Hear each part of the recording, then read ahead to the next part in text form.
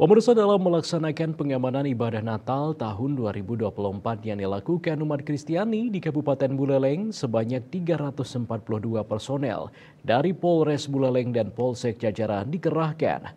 Mereka mengamankan 50 gereja dan 10 rumah ibadah yang tersebar di wilayah hukum Kabupaten Buleleng.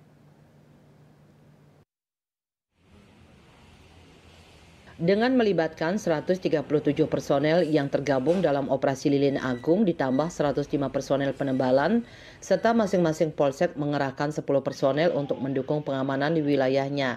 Kegiatan pengamanan dimulai pukul 7 WITA, dipimpin langsung oleh Kabag Ops Polres Buleleng Kompol Inyoman Wiranata SH.